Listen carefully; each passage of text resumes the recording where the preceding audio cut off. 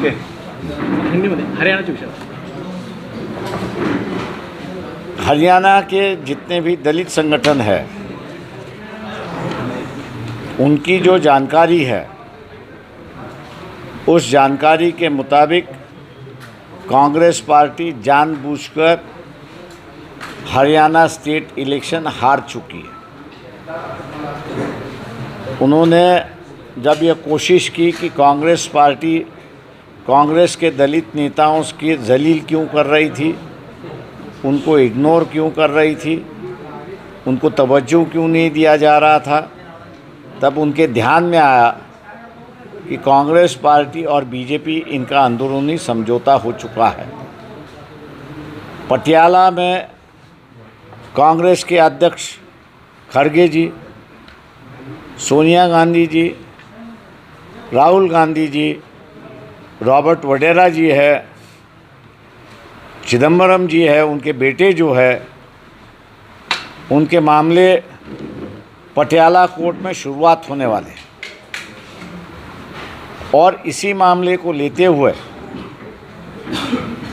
ये मामले फिर 5 साल के लिए कोर्ट के सामने ना आए, इसलिए कांग्रेस पार्टी ने हरियाणा इलेक्शन में दलितों को जलील करने की कोशिश की, नेताओं को जलील करने की कोशिश की, ताकि उनमें चिढ़ आ जाए, नफ़रत की भावना कांग्रेस की तरफ हो और बीजेपी को वो वोट दे। और नतीजा यही हुआ कि दलितों में नफ़रत की भावना आई और उन्होंने बीजेपी को वोट दिया और बीजेपी की सरकार आई, ऐसी एक परिस्थिति है। महाराष्ट्र में आने वाले चुनाव के लिए पार्टी क्या तैयारियां कर रही है? आप चौथी आघाड़ी भी बना रहे हो। हम जो है आदिवासियों को लेके, ओबीसी संगठन जो है उनको लेके एक महास खड़ा कर रहे हैं।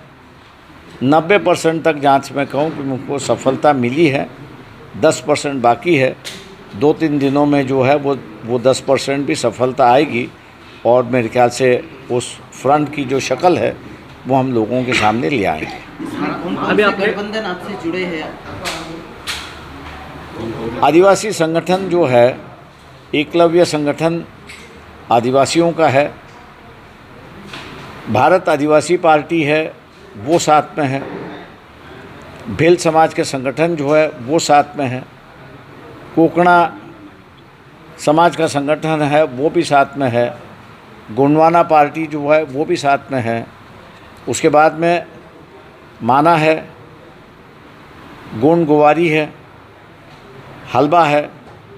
ये सभी संगठन जो है वो इन आदिवासी संगठन के साथ में जुड़ चुके हैं और एक आदिवासी संगठन का एक रूप बन चुका है।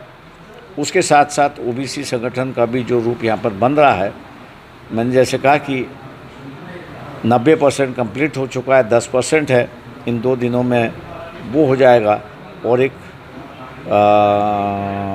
ऑल्टरनेटिव फ्रंट हम जैसे कहते हैं, वो एक ऑल्टरनेटिव फ्रंट के रूप में हम लोगों के सामने पेश आएंगे। अभी आपने कहा कि महाराष्ट्र की सभी पार्टियां जो है वो मराठा पार्टियां है, क्या आपका आकलन है?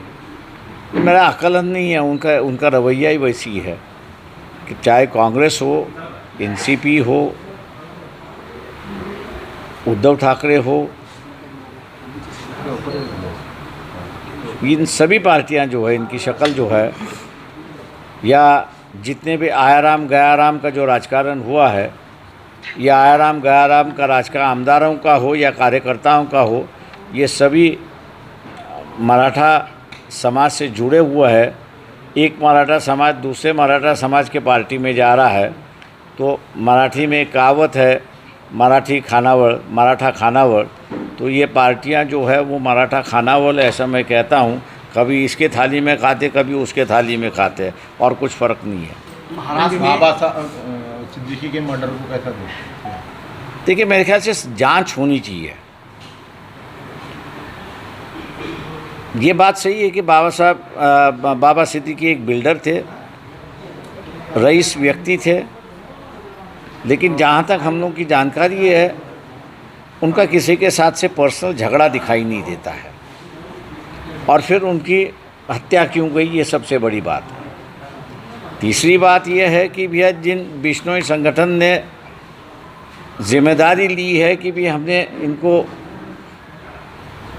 मारा है या गोलियां चलाई है, भैया इनकी व्यक्तिगत दुश्मनी है क्या?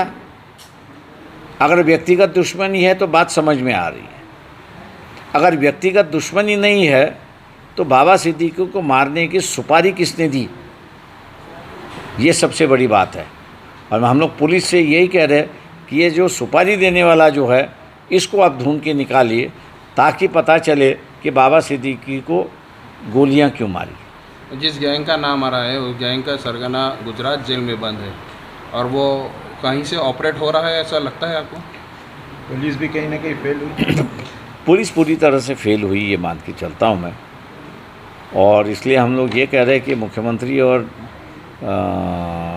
होम मिनिस्ट्री जो है, इन्होंने अपने पद का इस्तीफ़ा देना चाहिए, क्योंकि एक राजनीतिक दल का व्यक्ति जो है और आपके ही गठबंधन के व्यक्ति जो है, आप उसको बचा नहीं पा रहे हो।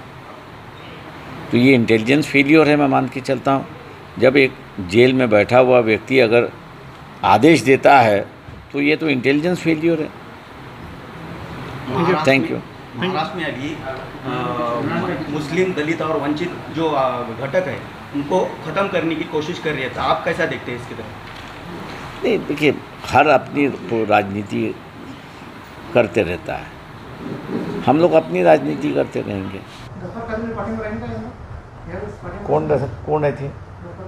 कोण आहे ते व्यक्तीची आम्ही कधी चर्चा करत नाही। व्यक्तींचा विचार करत नाही।